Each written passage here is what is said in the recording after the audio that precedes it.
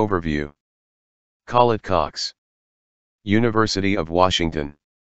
Encyclopedia of Buddhism, edited by Robert E. Buswell, Jr. 2004. In the centuries after the death of the Buddha, with the advent of settled monastic communities, there emerged new forms of religious praxis and modes of transmitting and interpreting the teaching. In this more organized setting, Buddhist practitioners began to re-examine received traditions and to develop new methods of organization that would make explicit their underlying significance and facilitate their faithful transmission. Although begun as a pragmatic method of elaborating the received teachings, this scholastic enterprise soon led to new doctrinal and textual developments and became the focus of a new form of scholarly monastic life.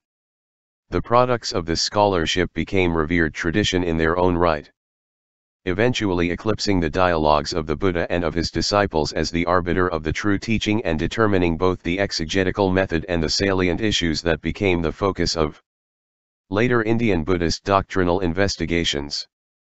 Abhidharma, its meaning and origins. This scholastic enterprise was called Abhidharma. Pali. Abhidhamma.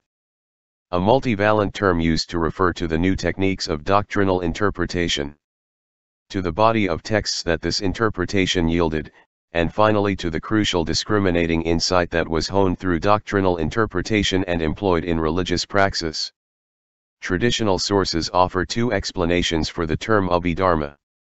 With regard to Abhi, the teaching, Dharma, or the highest or further, Abhi, teaching, Dharma. The subject of Abhidharma analysis was, of course, the teaching, Dharma, as embodied in the dialogues of the Buddha and his disciples. However, Abhidharma did not merely restate or recapitulate the teaching of the Sutras, but reorganized their content and explicated their implicit meaning through commentary. In Abhidharma, the specific content of the various individual sutras was abstracted and reconstituted in accordance with new analytical criteria, thereby allowing one to discern their true message. This true message, as set down in Abhidharma texts, consists of the discrimination of the various events and components, Dharma, that combine to form all of experience. This discrimination in turn enables one to distinguish those defiling factors that ensnare one in the process of rebirth from those liberating factors that lead to enlightenment.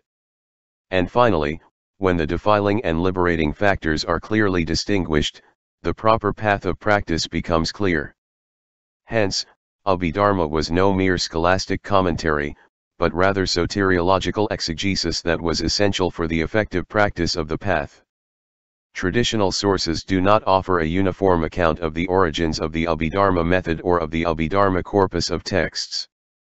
Several traditional accounts attribute the composition of Abhidharma texts to a first council supposedly held immediately after the death of the Buddha, at which his teachings were arranged and orally recited in 3 sections: the dialogues, Sutra, the disciplinary monastic codes, Vinaya, and the taxonomic lists of factors, Matka or Abhidharma.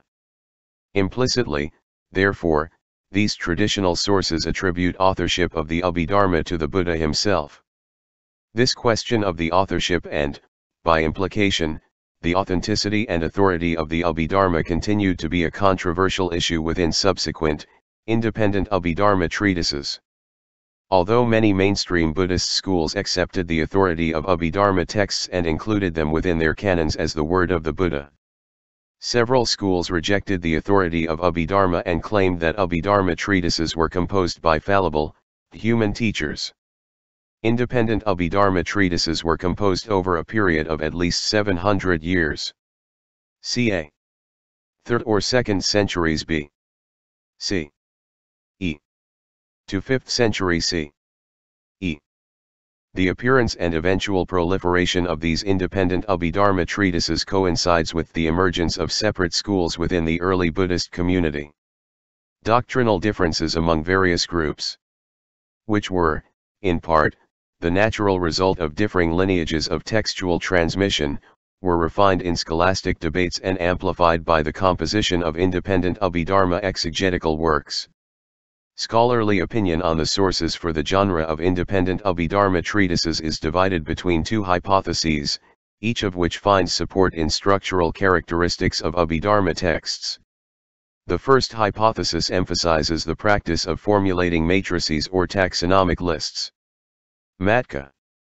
Of all topics found in the traditional teaching, which are then arranged according to both numeric and qualitative criteria. The second hypothesis stresses the doctrinal discussions. Dharmakatha. In catechetical style that attempt to clarify complex or obscure points of doctrine. These two structural characteristics suggest a typical process by which independent Abhidharma treatises were composed. A matrix outline served to record or possibly direct discussions in which points of doctrine were then elaborated through a pedagogical question and answer technique.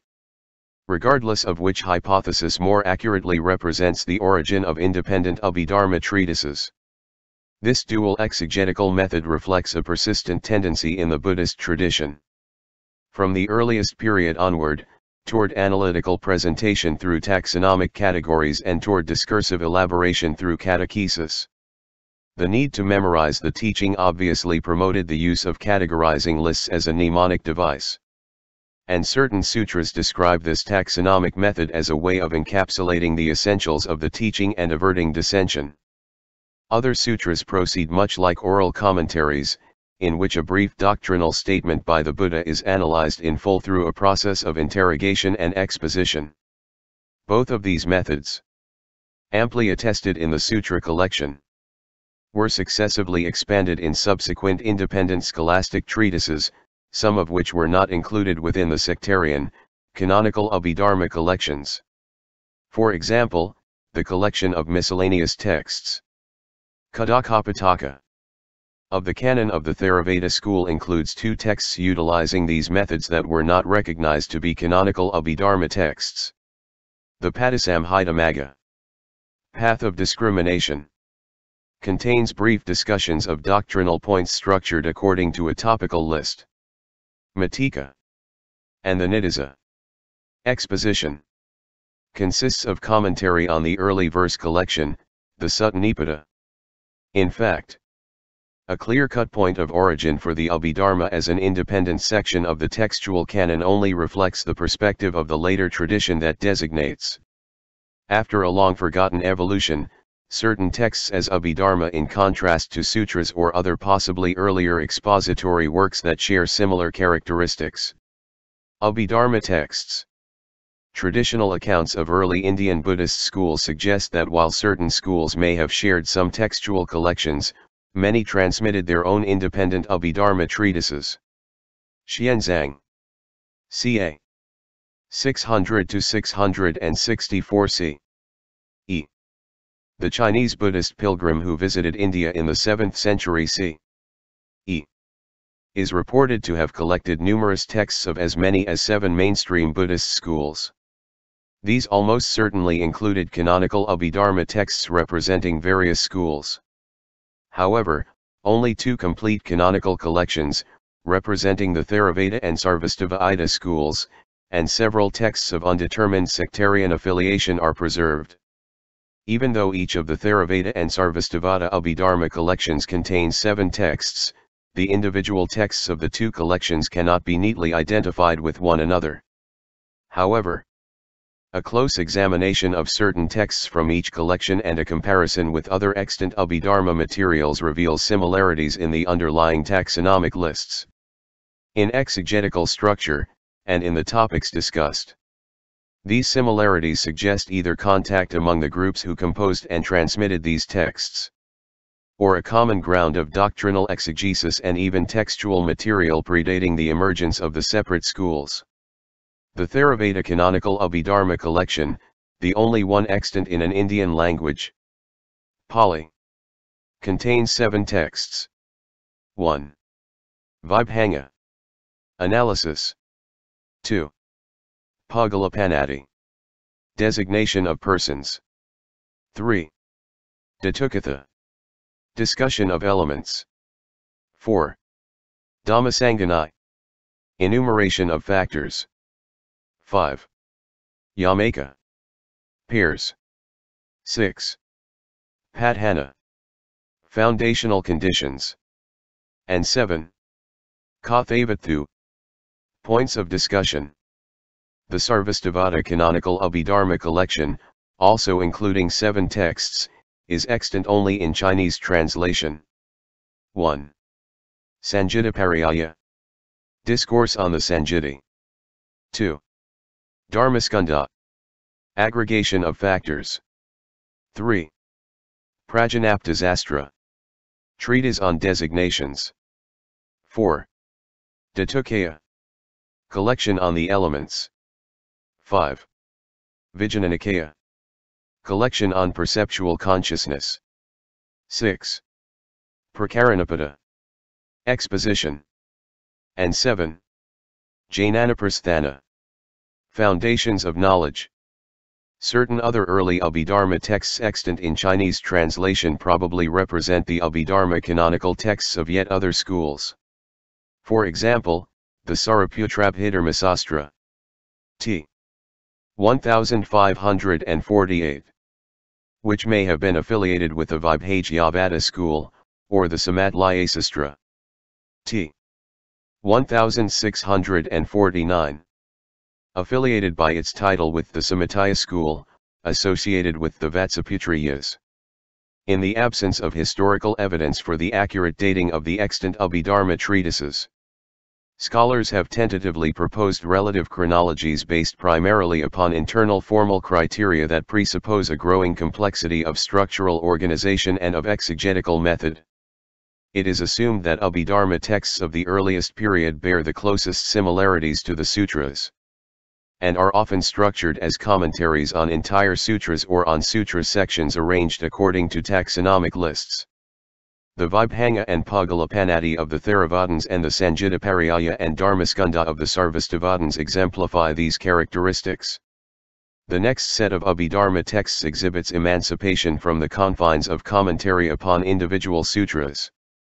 By adopting a more abstract stance that subsumes doctrinal material from a variety of sources under an abstract analytical framework of often newly created categories.